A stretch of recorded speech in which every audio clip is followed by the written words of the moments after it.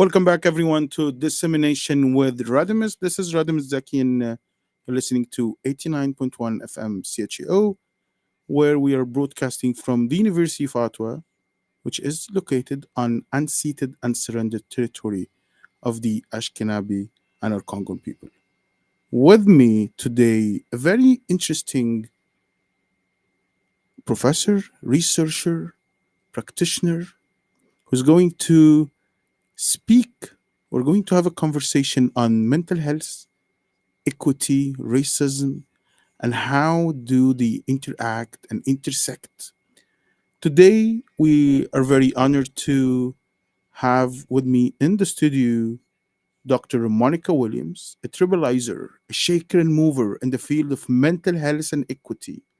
She's a clinical psychologist and Canada Research Chair in Mental Health, Innovation, and Equity at the University of Ottawa, where she leads a very interesting, groundbreaking work in the intersection of culture, race, and mental health. Dr. Williams has spent her career breaking down barriers, structural barriers, in psychology, from helping redefine how we understand racial trauma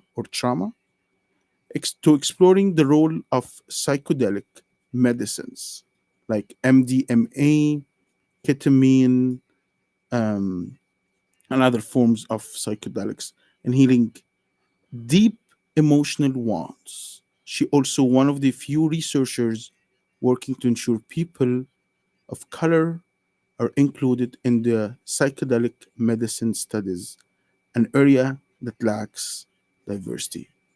Dr. Monica Williams, thank you very much for joining us. It's a pleasure to have you. Oh, thank you so much for having me. And I want to start this episode by telling you something very personal. I'm myself a person of color, an immigrant, and one of the reasons I feel safe in this country, thanks to people like you who are conducting research, trying to find solutions, so people like me can be healthier, can be, have less mental health issues. And when we, because of racism and structural barriers, we suffer, we can find a treatment. So thank you very much. Oh, my pleasure. So I just want to start by asking you, can we unpack this long title of Canada Research Chair in Mental Health, Innovation, and Equity?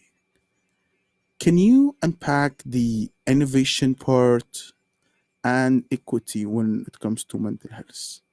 Yes, absolutely. So, actually, the first Canada Research Chair I had was in mental health disparities. And that was because my main interest was looking at people who were having difficulty accessing mental health care because of their marginalized identities, particularly people of color who for a multitude of reasons, were experiencing barriers to care. And so that was a 5 year, 6 year term. And when I was done with that, I felt like I had a lot of the answers I was looking for. And the next step is, what do we do about it? And I felt like that really required some innovation. And so for my next term as Canada Research Chair, I changed the name to Mental Health Innovation and Equity to reflect this additional facet of my work. So I just want to ask you about the intersection of race and mental health. So just to begin with, race is an artificial category, right? Absolutely. It's just a made up way of putting people into groups based on how they look. Okay, perfect. So then, do people do, like, when we say mental health and racism, for example, or mental health and BIPOC people, black and people of color, do people of color and black people do get different mental health issues than white people? Or we're talking here about treatment. So is it the issues or treatment? Well, both are actually true. We do see some differences in the mental health issues faced by people of color. mainly because of racism, right? So racism is a real stressor.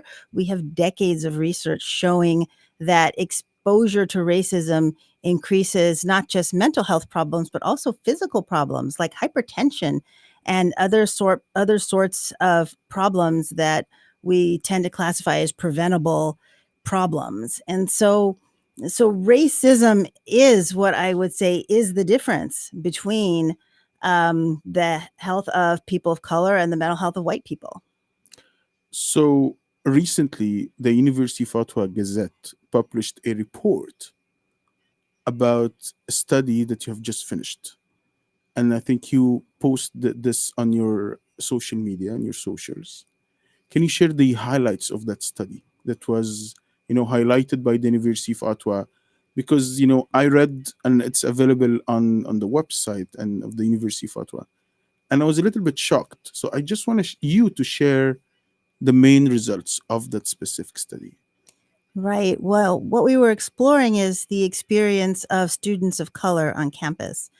And we asked students about their experiences, excuse me, their experiences in the classroom, at various places around campus, how often they experienced different kinds of racism, like microaggressions, these seemingly small types of racism that happen again and again and again all over the place all the time. And then also we looked at their symptoms of things like depression, anxiety, traumatization. And we found that students of color were experiencing negative mental health consequences as a result of all of the racism they were experiencing on campus. And do we have support system, enough support system for students? No, absolutely not. Okay. A- I and why is this? Well, there's a number of reasons. I mean, for one, when we saw this after George Floyd. There were, scores of Black students who felt traumatized seeing the violence that happened to George Floyd in social media, and they were looking for support and help. They were looking for someone to talk to about their experience of racism. And there weren't resources for them. They would call even mental health hotlines and ask, is there someone Black I can talk to? And they would be told, oh, we can't, we can't meet that request. And this is the case here on campus too. And so we know that there aren't enough clinicians of color to meet the needs of students of color, especially when issues come up. For example, all the anti-Asian hate that came up during COVID Mm. 19, or other world events happen that trigger some of these issues around racism and kick them into high gear. There just aren't enough. And we know part of the problem is that our mental health workforce is not diverse. It's not nearly diverse enough. And I can talk about my own profession of psychology, where, I mean, I can count on one hand all the Black psychologists that I know. And people call me. They're looking to see if they can find somebody that's part of their ethnic, cultural, racial group to talk to. And so often I have to say, I'm sorry, I don't know anyone. So we're going to speak about your practice, but I just wanna. So how do you think this can be changed? Like, how can we change, at least on our campus here? How can we make sure that our students, like Black students, students of color, would have enough support? Would students have to organize themselves? Would professors have to, like, who should do the work so the people who are occupying Tabare Hall saying enough is enough, let's provide some resources? Yeah, well, I think we need a multi-pronged approach.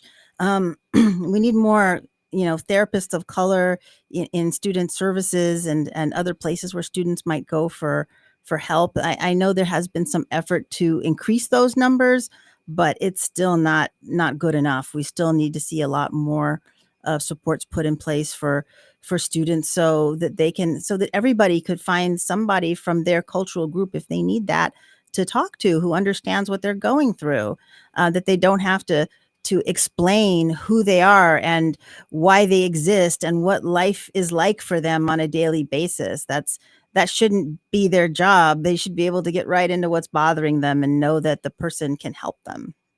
So I want to take this to another level and ask about trauma or trauma. Which would be the proper pronounce? Trauma or trauma? Uh, Or both? you could say it either way. I say trauma. Okay, so trauma and PTSD caused by racism, what are some of the ways they can manifest in, people of color, from also intergenerational lens, not just from racism, but also maybe paired with misogyny, ableism, prejudice against religious identity, maybe. Right. And a lot of times, there's a lot of overlap between some of these different types of marginalization. I mean, we just did a paper looking at, the experience of Black Muslims in Canada. And also, we looked at the difference between the experiences of men versus women. And you could absolutely see that the more marginalized identities the person had, the more likely they were exposed to all kinds of different discrimination, and then the heavier the toll that took on their well-being. And once you control for the role of discrimination, you saw the differences between the groups almost vanish, which shows us that really the discrimination is the driving factor behind the mental health problems. And so we have to be conscious of all the different identities people have when they're struggling and they're looking for help, because often it's not just one thing, it's often a combination of these things coming together. I think part of the reasons why I did um, identify you or define, introduce you at the beginning of this episode as a tripleizer or, a mover and shaker is not you're one of these professors and researchers who not only describe but find solutions. So I know that your lab is working on a 12-step CBT approach for racial trauma and that nobody else has done this work. So you decided to say, okay, I'm not going to curse the light, I'm going to be the beacon of light. So, can you speak about the treatments for racial trauma and specifically what you're currently working on these 12-step CBT? What's this? Yeah, so that stands for cognitive behavioral therapy. And that's an approach that we use to help people who may have a variety of different kinds of mental health conditions. And we know that CBT is very good for problems like depression, anxiety, and traumatization. And that's my main area of training. That's what I teach. So that was the approach that I decided to take in developing this treatment. And the nice thing about CBT is it tends to be very transparent kind of treatment. Like, we explain to our clients, this is what we're doing and why, and this is the outcome we expect. This is very different from some other kinds of therapy that can be a little more Mm. opaque, where the therapist has you lay on the couch and says, "Oh, tell me about your childhood." And then they just listen for an Do hour. therapists still do these things? Because this, I think, this is a stereotype in the movies. Go and lay on the couch, and then they play soft music, and do they still do these things? It's Yes. okay. Yes, absolutely. I actually spent a year doing an internship where I had to learn and administer psychodynamic therapy. And then after that, I'm like, oh my gosh, I ran back to CBT. That was my home base. So, all that to say, I, I mean, I think all the different types of therapies have merit, and there's things that I think some do better than others. And this is the kind of therapy I do. I think it just resonates with me better because it's very plain and straightforward. And I think when people are coming for treatment, particularly people with marginalized identities, they may already have a lot of mistrust, and they really want to understand what's going on. Because if you as a therapist is doing stuff that looks weird, they're like, I'm out of here. So I think it's important to be able to explain what you're doing and why. And so the basis of the treatment that I developed is it's a three-part treatment. The first part, we call that stabilization, because when the person comes in for treatment, they're usually in a very bad state. We think of it as stop the bleeding, right? Mm. They're falling apart, and we want to use all of our resources to just support them and get them in a place where they feel like, they understand what's going on. They have people that can support them. We encourage them to reach out to people in their lives who are supportive and to do things to take care of themselves. And we help them understand what's going on with racism, because so often when people experience racism, they blame themselves and they think it's something about them. And we have to Mm. reframe that and say, no, it's not you. It's our dysfunction. It's our social psychopathology that is causing this. It's not anything that you did. It's something that's being done to you. And so that's the first stage. And then the second part of treatment, this is where we revisit some of these painful experiences and memories people have about racism, and we help them look at them differently. And people can process these memories in many different ways. Sometimes they tell the story from beginning to end, but they may also do art around their experiences or write poetry. I mean, I even saw a client do a rap song one Mm. time. So people have all sorts of different ways of confronting and um, facing these traumatic fears. And we also start to teach them new ways of dealing with racism in their own lives. And so many times, what has happened is people have just, they've just taken in all the racism that they have been presented with. And we say, no, stop taking that in. When someone gives you a bit of racism, you hand it back to them and you say, no, thank you. Yes, true. Yes. And I say, think of a microaggression like a gumdrop with poison in it. You could probably eat one and be okay, maybe even two, but you eat a whole bag of those, you're going to be really sick. You might die. So when someone gives you that poison gumdrop, just say, no, thank you. Here, I'm going to give that back to you. I am not going to eat that. Love it. Yes, Right? this is the spirit. This should be the spirit. Yes. Yeah. And I think in Canada, people are so polite. They're like, I don't want to give that poison gumdrop back. I'm like, just give it back. Okay. Don't eat that thing. And then the next part we call empowerment. And this is where the person is really starting to use these skills. They're starting to feel better. They're realizing that, you know what, the racism isn't their fault, and they can actually be a force for change in their environment. And we see a lot of people decide to do what we call activism. And that could be doing a Black Lives Matter protest, but doesn't have to be. It can be many different things, like even just, organizing a training in your workplace or thinking about how you can make your neighborhood Mm. better. But people want to give back after they start to understand and feel better. And that's an important part of the treatment too. And then after that, we're like, yeah, good job. Go off and heal others. Nice. So let's go for a little break. Let's listen to music.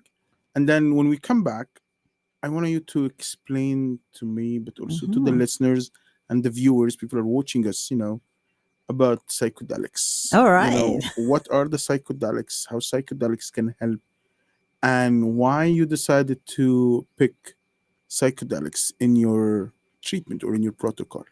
So, listeners, you're listening to Dissemination with Radimus on CHEO 89.1 with me in the studio, Dr. Monica Williams, talking about the intersection of mental health and racism. Stay with us.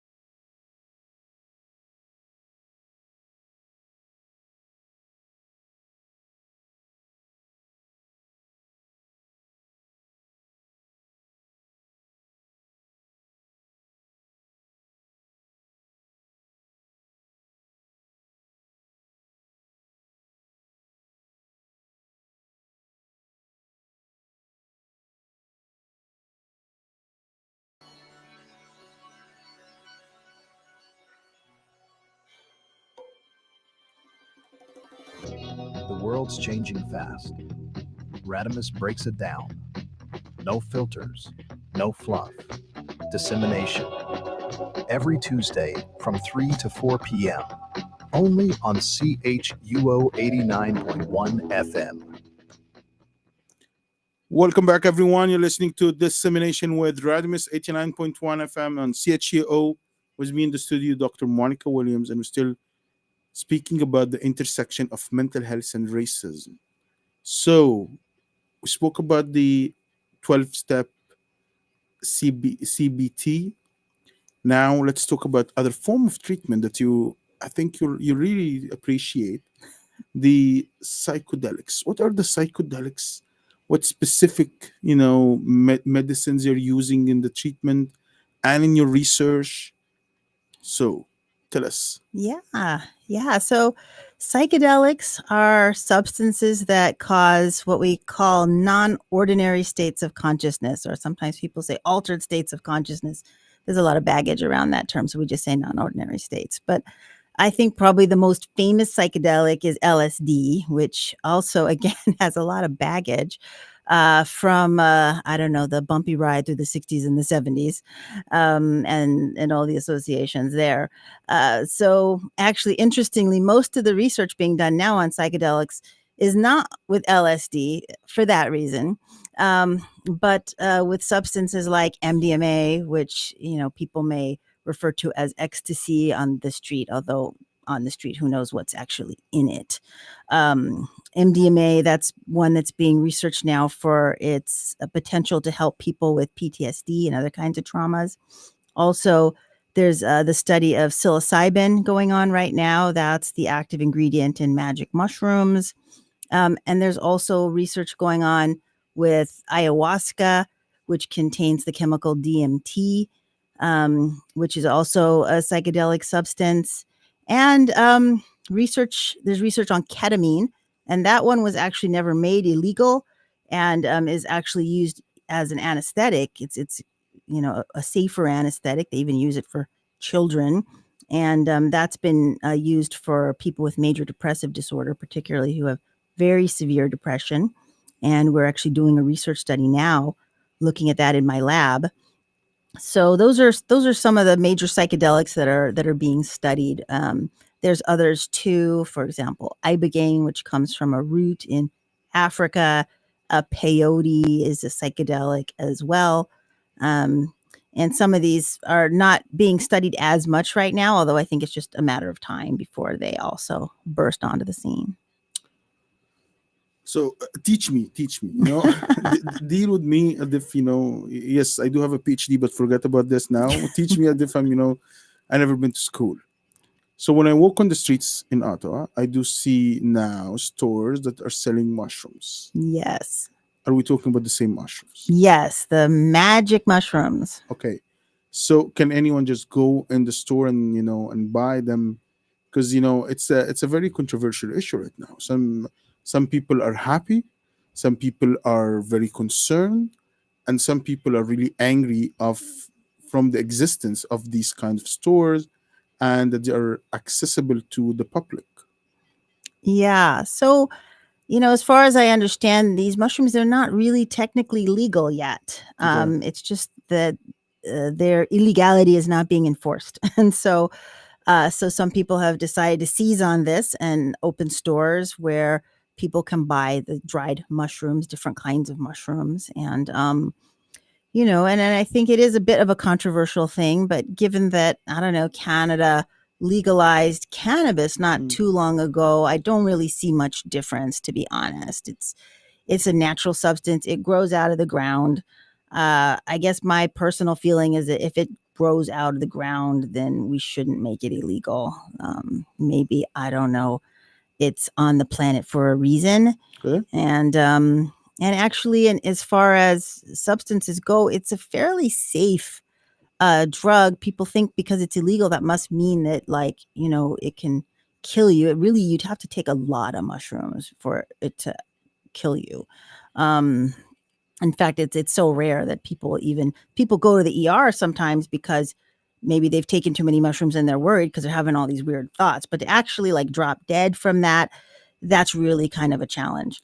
So, unlike I mean, you could poison yourself on aspirin and die. So, it's really not the physical effects in that way that are danger. But then how medically they help?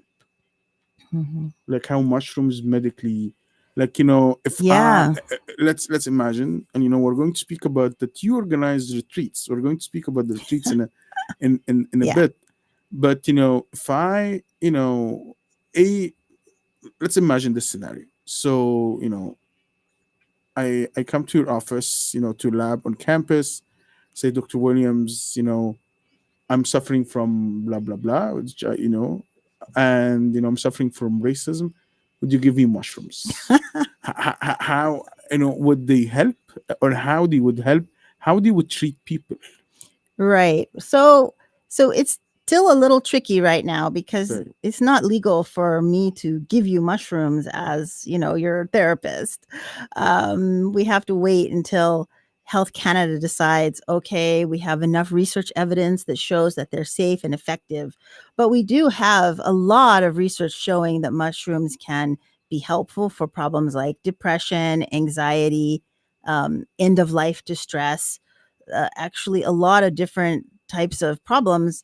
Mushrooms seem to really help, and people might take them as mushrooms or just the psilocybin, which is one of the main active chemicals in them, which is what most research studies are done with.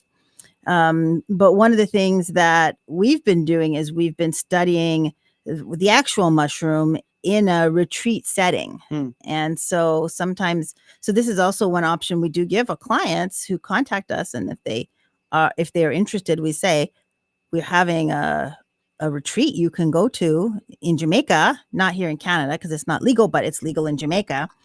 You can have mushrooms there.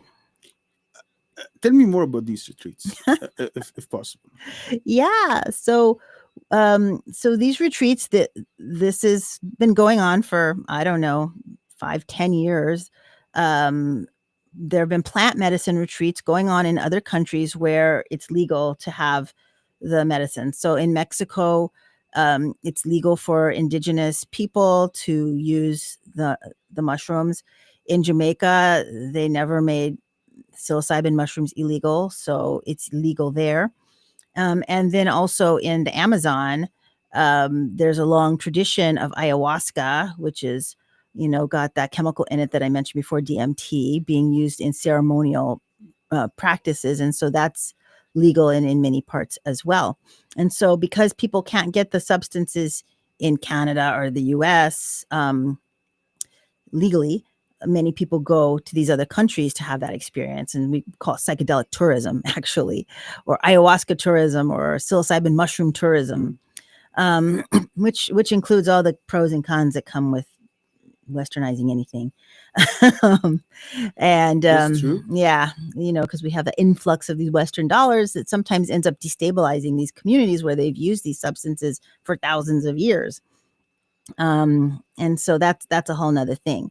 But what has happened is these retreats have popped up where people can go and get the substances to help them with the various problems. Like there's an organization called Heroic Hearts, and what they do is they organize these retreats for veterans. And the place we go to in Jamaica, they have Navy SEALs come and get treated for their PTSD there with the mushrooms. So we have enough evidence that shows that it's helping, and that people keep coming back to it, and the research is accumulating that these are helpful. So we know that something is happening that seems to be helping to relieve people's symptoms. Amazing. Our producer, Lauren Ruston, who's doing an excellent job, found an old interview for you, and you said that when you got your doctorate in psychology, nobody was talking about psychedelics. So then, what first got you interested in learning about the psychedelics and their effectiveness in, relieving human suffering? What made you interested? What hooked you up in the psychedelics? It's a very interesting approach. Yeah. So when I first started in psychology, actually, the main interest I had was studying OCD. Um, and I studied that for many years. And then it was getting harder and harder to get funding for the kinds of studies I wanted to do. I wanted to study OCD and multicultural youth, and there was no funding for that because at the time there was a big emphasis on like looking at what was happening in people's brains with scanners and stuff. So I was like, man, I can't study OCD right now. What else can I study? And the other thing I was interested in was trauma. I was interested in racial trauma because I had seen a client very early in my career who had racial trauma from the workplace, and we did the empirically supported CBT treatment with her, and she didn't get better, and it was because the racism wasn't properly addressed.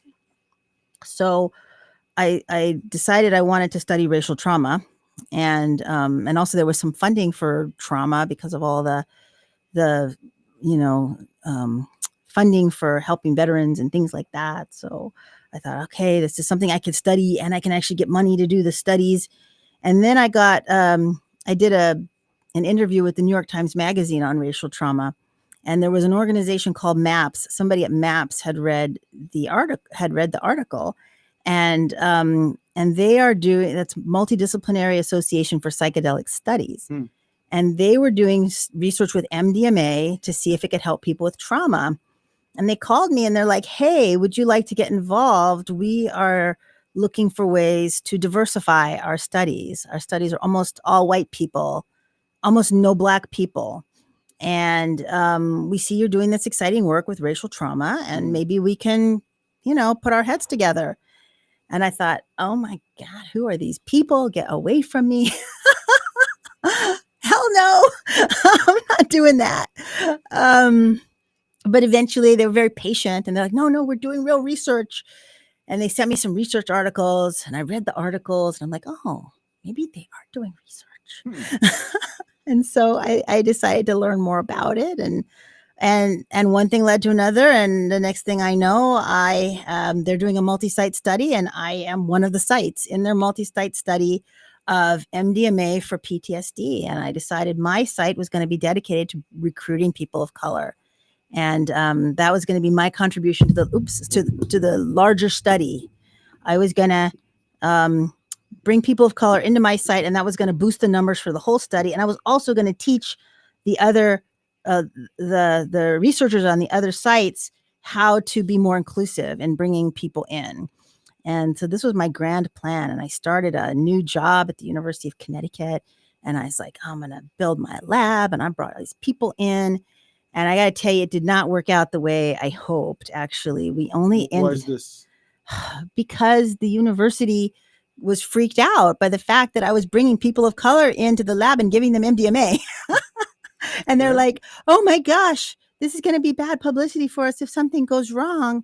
The headlines are going to say, UConn researcher gives MDMA to traumatize Black people, and it ends in disaster. As if they care about Black people. I know, right? This is the whole paradox of it. They didn't care about Black people. They care about the publicity, which was crazy because the publicity was great. I had CNN down there. But the vice president of research was just so not supportive. They actually started to sabotage our study. And we had to make a long story short, we had to close the study. And at that point, I decided, you know what? They legalized cannabis in Canada. Maybe I'll have better luck there. And so here I am. Nice. Let's go. Let's go listen to Bob Marley, Okay. and then come back to speak more about the your efforts in making sure that people of color are well represented and not underrepresented in psychedelic research.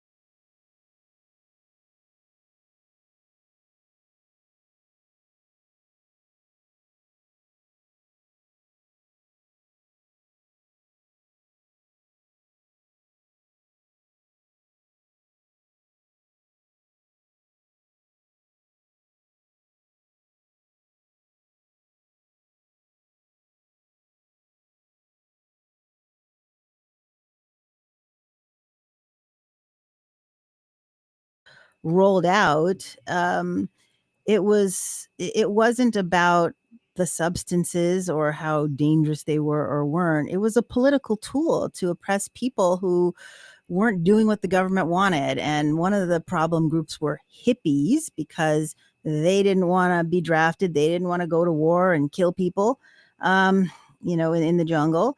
And so, the substance use, marijuana use was blamed on them, but also black people. Um, they decided to associate certain drugs with black people as an excuse to surveil them, to destabilize their communities and their neighborhoods. And so a lot of people of color, myself included, were raised to understand that these substances were dangerous and a trap, because if you get arrested or you get convicted for drug use, well, I mean, that could be your life down the toilet. That could Mm. mean you can't go to university or get student loans, or so many things that can happen to you that are bad. So a lot of us just stay away from it. So then it's kind of hard to change gears when somebody says, "Oh yeah, this will help your mental health," or "Come be in our research study." A lot of us are like, "Yeah, no, thank you." In fact, even my own research team at the University of Connecticut, almost all people of color, part of the training was to go to Colorado and have MDMA in the same environment that the participants would be having it in the study. And a lot of us were very afraid because we're like, "Oh my gosh, I'm going to be taking a drug." Um, is some policeman going to like crawl out from under a rock and Mm. arrest me because I'm having this substance? So, even among ourselves, it was a struggle to kind of fight our programming. But the other piece of it too is that it's really important when researchers are studying these things to make people of color feel safe and understand their worries, and not just to blow it off and be like, "Oh, that's not true," or to treat people like they're naive or don't understand or they're uneducated, because they understand. And it's on the researchers to tell the participants, "Yes, I understand why you're afraid. I would be afraid too. This makes perfect sense. And here's what we're doing to try to make you feel safe in this environment. And here's how we're going to try to show you that we understand where you're coming from." And also, it's so important to have diverse researchers and therapists, because if I'm taking a psychedelic substance, and let's say all of my experiences with racism come out, and I want to know that I'm going to be able to talk to uh, the person there who's the therapist, or the researcher therapist, and they're not going to get defensive and punish me for talking about racism, right? So that's the other fear: is this person Mm. who's doing the study, are they competent to do this work with people of color? And I have to say, a lot of research teams aren't. And so again, the fear is not always unjustified. So do you hire your research assistants or your research associates based on like their familiarity with dealing with people of color, or based on their own personal life experience, or maybe a combination? Like, I would be curious, how would you hire people to work with you? Because I know you hire a lot of people as a research Canada research chair. Yeah, so I'm looking for people who have an interest and a commitment to the people and to the science. And so certainly I'm always looking to make my lab as diverse as possible, Mm. because I want who no matter who walks in the door, if I have somebody who's from that person's community, that makes it easier for everyone. And then also, the more diversity I have in my lab, the better the learning experience is for everybody. I can learn about a group that maybe I didn't know anything about, because someone in my lab has that lived experience, and that's very valuable for me, and it should be valuable for all of us. And so I'm looking both for people who have passion for the science, and I'm trying to make my lab as diverse as I can. So, Dr. Williams, you're not only a researcher, professor, but you're a warrior. You have a battle now that you're fighting. Uh, I'm not sure if I can say against, but maybe the Canadian Psychological Association, to have more, to make sure that there are more therapists who are black and people of color. Like, what's happening here? What's this all about?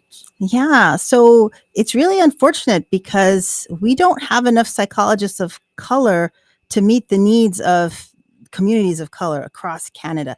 I mean, we don't have enough psychologists, period. But for example, there was a study that was published not too long ago where they tried to see how many Indigenous psychologists are out there practicing. So out of 20,000 psychologists, they could only find 12 in the whole 12 country. and for 12 psychologists in the whole country. I know. this is scary. This is bad. It's very bad. And so the hope would be that, our professional home, the Canadian Psychological Association, would say, wow, what can we do to really change that, to really make a difference? And myself and other psychologists of colors who are leaders in this field have been really pushing for change. And unfortunately, we've met with a lot of resistance from the leadership in terms of bringing about that change. And we feel that one way that these changes could be prioritized is if there's more people of color leading and governing the organization. And so we have suggested some reserved seats for people of color on the board. And we suggested that the section leaders, because there's 30 different sections of different special interests in psychology, but there's a section for Black psychology, which myself and some of my colleagues actually started. There's an Asian psychology group, and there's a group for Indigenous issues. And we thought, wouldn't it be fantastic if the heads of those sections could also be on the board so that we can make sure that there's representation and there's voices from racialized people in all the decisions that are made. And so that's actually coming out in a commentary that we published recently. And almost bizarrely, coincidentally, after we made that recommendation, the board of directors wants to now pass new bylaws that take power away from the sections and the membership, as a matter of fact.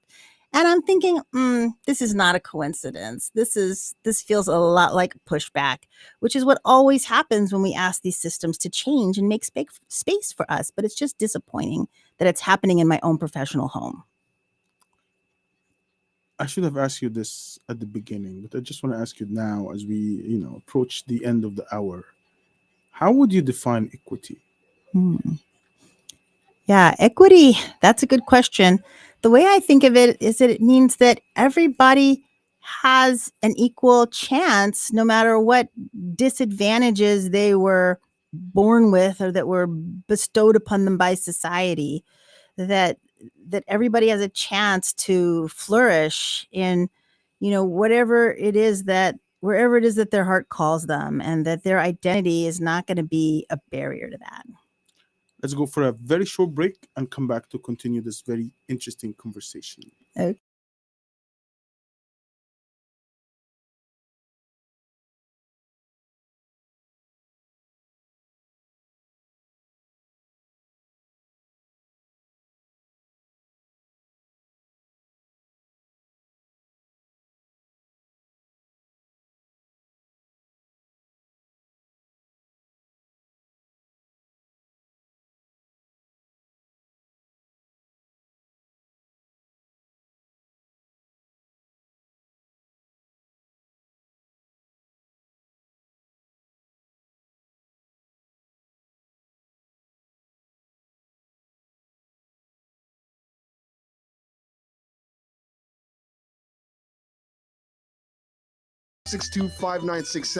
and have your voice heard. So unfortunately, we're almost at the end of the hour, and I just wanna ask you, as I'm not trained to be a psychologist, definitely a therapist, Yeah, yeah. Mhm. but I do teach a lot of students who come from historically marginalized groups, and recently we start to see students. I saw students who suddenly came to Canada from Syria because of of the what happening in Syria, and then also start to see students who had to escape Kiev and Ukraine because of the Russian attacks, and then recently we have students who have families in Gaza, and also, in different places in the world. And sometimes students would come and tell me, oh, professor, I lost all my family, or, I left everything in Kiev, or, I have a family who all passed away because they were trying to, on a boat from Turkey, trying to go to Greece. How can we deal with these stories and with these students? Yeah, and it can be really hard to hear these stories of pain. But one of the things we know about trauma is that one way that people heal from trauma is sharing their story and sharing it in a supportive environment. So, the best thing that you can do is listen to the person and say, tell me more about that. And say, I'm sorry that happened to you. That sounds terrible. It shouldn't have happened. That should be our starting place. And then just make yourself a listening ear for that person. Don't give advice, don't give judgment, don't get defensive, but just be that supportive space for them. That's the best thing you can do. And, you know, if, you know, let's hope that the president of the University Fatwa is hearing this episode now. Hmm. What would you love her to do, urgently for mental health, for students' mental health? Like, I want to circle back to the research Yeah. that you just published. So, what you would love to see our, the president and the vice presidents, the administration at Tabare Yeah. do to support students of color? Right. Well, I think we need, more mental health resources, and that needs to be a public education campaign so that the students know where to find these resources and they don't have long waiting lists. But also, we as a university need to produce more clinicians. So I'm thinking about my own program in psychology, where there's a French stream and an English stream. Well, we only admit 7 or 8 students to each of these streams a year. There's room in the class for 15 to 20 people. So our classrooms are half empty. And if we had just a few more resources, we could double the number of clinicians we're putting through our programs. And that would be a tremendous benefit to the university, to the city of Ottawa, to the province. And so I would ask, the president to give our department more resources, and also counseling as well, so that we can be a part of the solution to make mental health care more available to everyone. Dr. Monica Williams, a clinical psychologist and Canada Research Chair in the Mental Health Innovation and Equity at the University of Ottawa. Thank you very much for everything you're doing. It's a pleasure to have you. And, we, always follow, the great things you write, you do. So thank you very much, and appreciate your time today. Thank you. Oh, thank you for having me. Listeners, you are listening to Dissemination with Radimus on CHEO 89.1. We're back next Tuesday from 3 to 4 with another interesting guest to speak about the history of racism. So, we're going to continue our conversation on racism and trying to understand the history of racism on Turtle Island. Thank you very much.